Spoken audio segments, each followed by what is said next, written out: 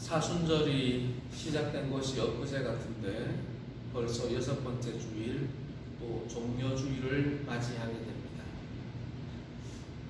사순절 기간 내도록 우리는 예수님께서 제자들에게 죽음을 예고했을 때 제자들이 어떤 반응을 보이는지 말씀을 통해서 묵상하며 우리는 어떻게 살아야 할지를 결단하게 됩니다. 이 사순절 기간에 예수님으로부터 죽음과 부활을 들은 제자들의 반응이 참으로 놀랍기도 하고 안타깝기도 합니다. 사실 제자들이 처음부터 이렇게 예수님의 말씀을 믿지 않았던 것은 아닙니다.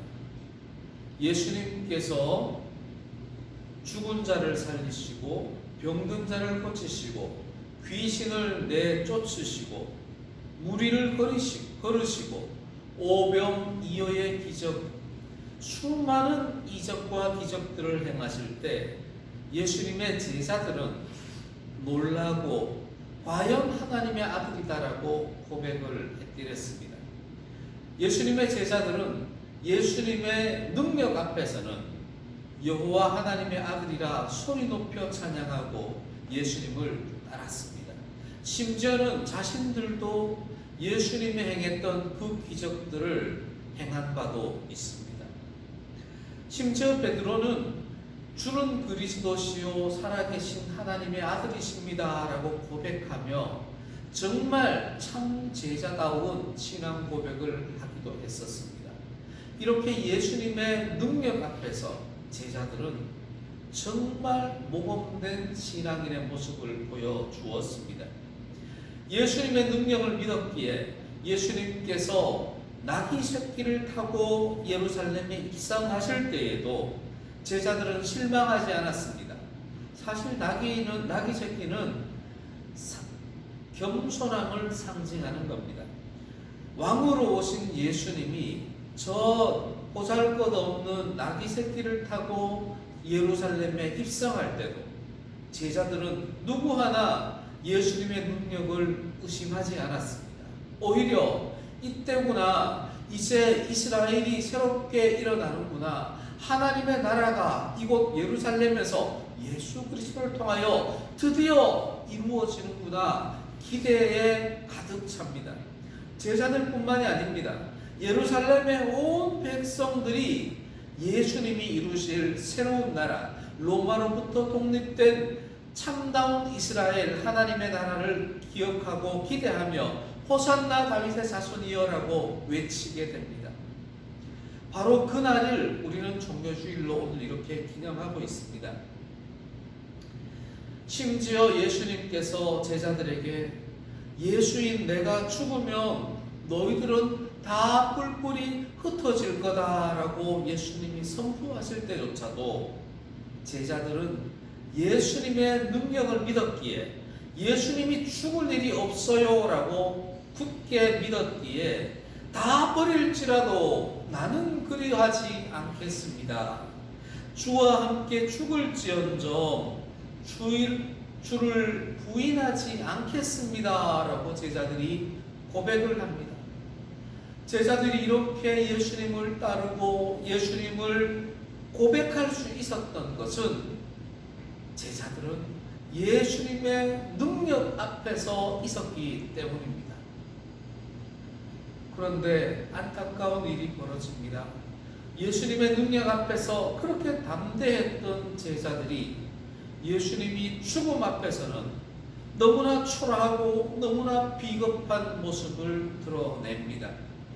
예수께서 가이사라 빌립보에서 또 갈릴리 도상에서 예루살렘 도상에서 3번이나 죽음과 부활을 예고하셨습니다. 특별히 변화산에서는 엘리야와 모세가 등장하고 하나님의 직접적인 음성이 들려서 너희는 그의 말을 들으라고 하나님이 직접 말씀해 주셨건만 제자들은 예수님의 죽음과 부활을 외면하고 거부하고 맙니다. 예수께서 겟세마네 동산에서 잡히실 때에 제자들은 다 도망가고 맙니다. 예수님의 능력 앞에서 내가 죽을지언정 예수님을 부인하지 않겠습니다. 나는 그리하지 않겠습니다라고 고백했던 제자들이 예수님의 죽음 앞에서는 다 도망가 버리고 맙니다. 예수께서 대제사장에게 신문 받을 때 그곳에 왔던 베드로는 3번이나 예수님을 모른다고 부인해버리고 맙니다. 예수께서 십자가에 못 박혀 죽으실 때 제자들은 모두가 그 십자가를 외면하고 떠나버립니다. 사도 요한만이 십자가 곁에 있다가 예수님의 어머니 마리아를 구경하고 나머지 제자들은 예수님의 십자가 앞에서 어느 하나 그 앞에 나타나지를 않습니다. 내가 죽을지언정 예수님을 부인하지 않겠습니다 했던 제자들은 예수님의 죽음 앞에서 다 흩어져 버렸습니다. 예수님이 병을 고쳐주고 죽은 자를 살리고 물리를 걸으시고 능력을 보여줄 때는 죽어도 예수님을 따르겠습니다라고 했던 이 제자들이 정작 예수님의 죽음, 예수님의 십자가 앞에서는 다 도망가버리고 예수님을 부인하고 맙니다. 사랑하는 성도 여러분, 제자들이 왜 이렇게 변질된 모습을 보일까요? 그렇게 담대했던 제자들이 왜 예수님의 십자가 앞에서는 도망하고 부인할 수밖에 없었겠습니까? 그것은 제자들이 편향된 믿음을 가지고 있었기 때문입니다. 한쪽에 치우친 믿음을 가지고 있었기 때문입니다. 예수님의 능력을 주된 믿음으로 보고 있었기 때문입니다. 죽은 자를 살리신 예수님이야, 병든 자를 고치시는 예수님이야, 눈먼 자를 고치시는 예수님이야, 귀신을 쫓아내시고 무리를 걸으시는 예수님이야, 바람과 풍랑을 잔잔하게 하시는 예수님이야.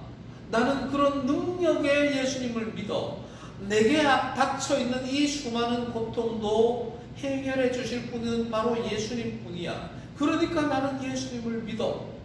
제자들은 이렇게 예수님의 능력에 집착하며 편향된 믿음을 가졌기 때문에 예수님의 다른 사역은 믿지를 않은 겁니다.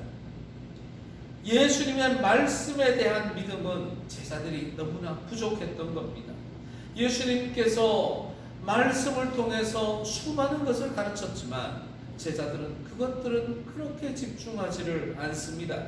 심지어 예수님께서 이 땅에 오신 최고의 목적, 십자가 사역을 감당하기 위해서 죽었다가 부활할 것이라고 그렇게 예고하시건만 제자들은 예수님의 그 말씀을 받아들이지도 않습니다.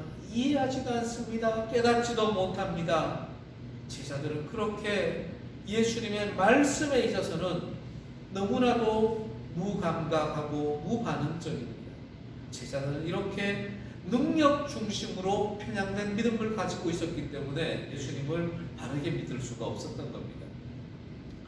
또 한 가지 제자들이 이렇게 변질된 것은 자기 중심적 믿음을 가지고 있었기 때문입니다. 예수님의 말씀을 믿는 것이 아닙니다. 그저 자기가 믿고 싶은 것을 믿는 겁니다. 우리는 알고 있습니다. 태초에 말씀이 계시니라. 말씀이 곧 하나님이시고 말씀이 곧 예수님이라는 걸 알고 있습니다. 하나님께서는 말씀으로 역사하신다는 것을 우리는 알고 있습니다. 그런데 제자들은 이 말씀에 대하여 너무나도 소홀했던 것입니다. 능력 중심, 내가 원하는 것 중심으로 믿었기 때문에 예수님이 전하고자 하시는 것을 바르게 들을 수가 없었고 바르게 믿을 수가 없습니다. 제자들은 능력의 하나님을 통해서 이 땅에 정치적인 하나님 나라를 이루고자 원했습니다. 로마로부터 독립된 새로운 이스라엘 왕국을 원했습니다. 그렇다 보니 예수님의 죽음을 인정할 수가 없었습니다. 예수님의 죽음은 있어서는 아니 되는 것입니다. 우리가 필요한 믿음은 이 예수님이 독립된 나라를 세우셔야 하는데 죽는다니 이게 무슨 말이야? 그건 우리가 믿는 바가 아니야. 제자들은 이렇게 자기중심적인 믿음만 드러내기 때문에 결국 하나님의 뜻을 펼칠 때는 거부하고 변질되고 마는 것입니다.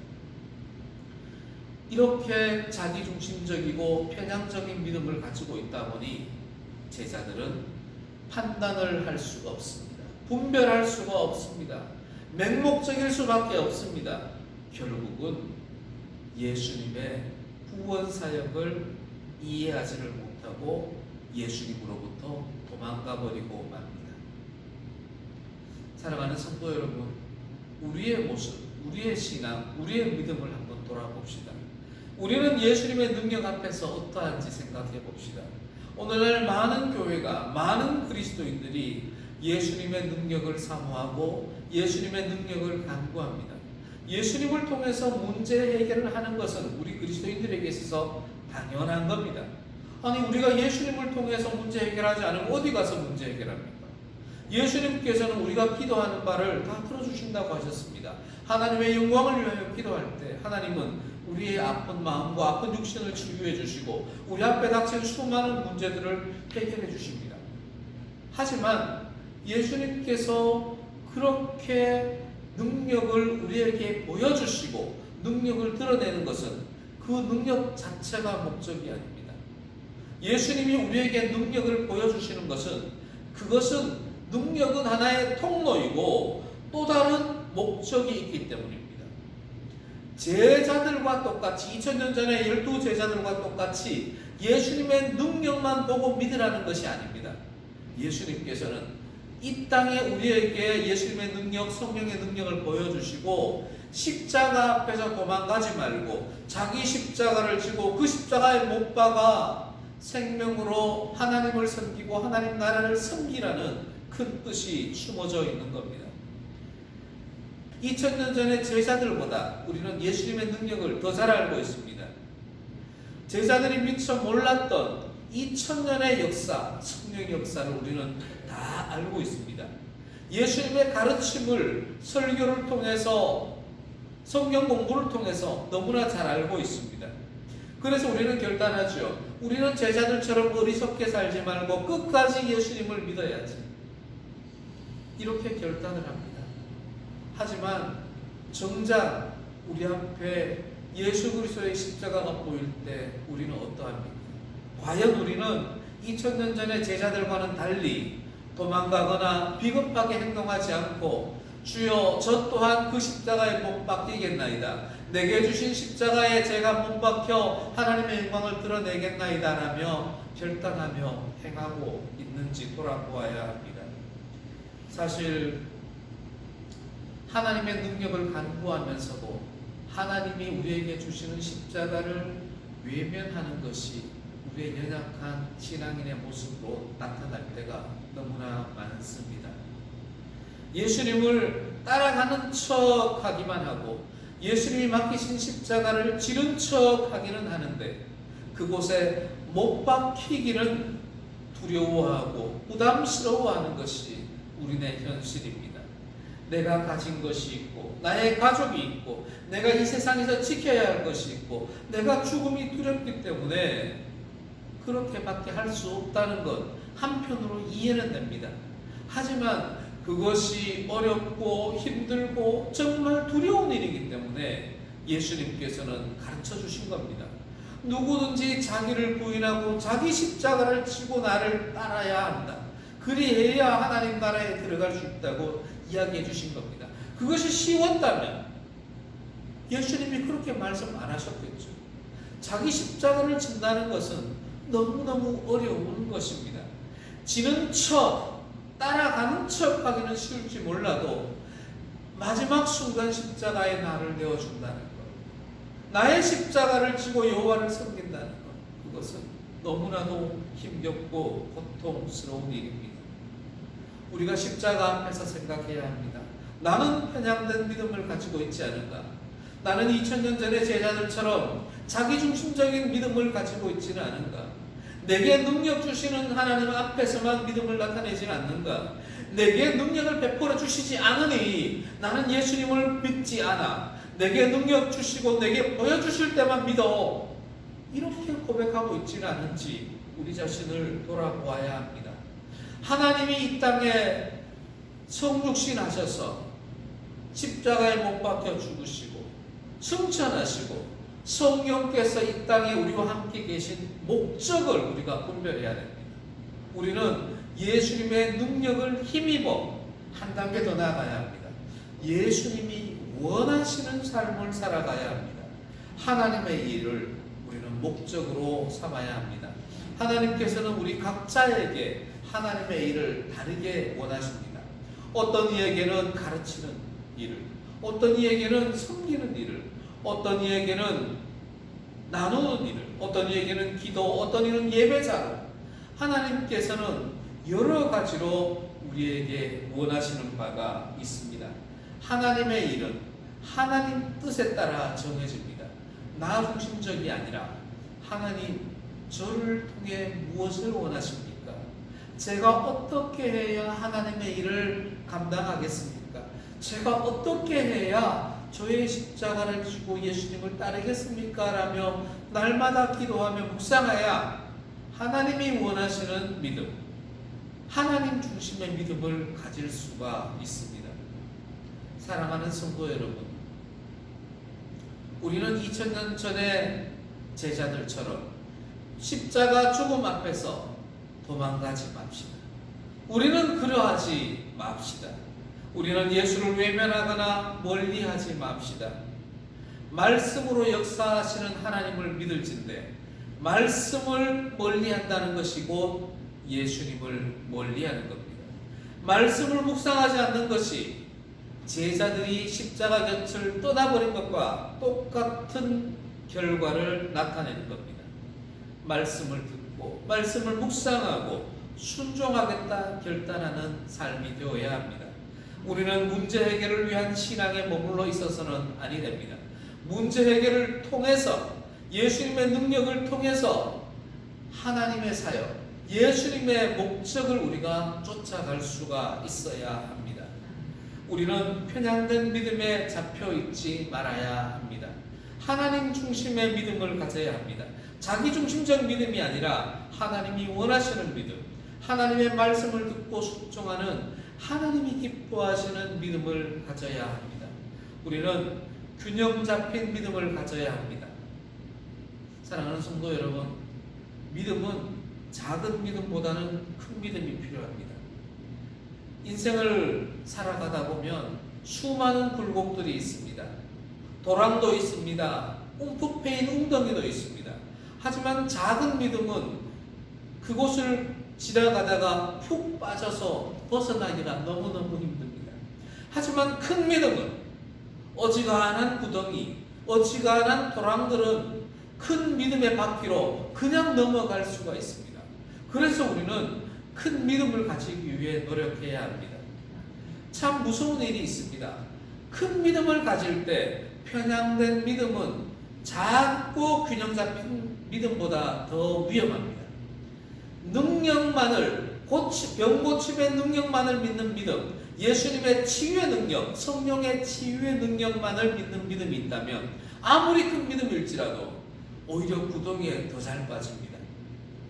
믿음의 수많은 영역들이 있습니다. 구원에 대한 믿음, 예수님에 대한 믿음, 섬김에 대한 믿음, 교회에 대한 믿음, 신앙생활에 있어서 수많은 영역의 믿음들이 있는데 그 믿음이 균형 잡히지 않고 크기만 하다면 그것은 굉장히 위험할 수가 있습니다. 그래서 우리는 믿음을 균형 잡힌 상태로 키워가야 합니다.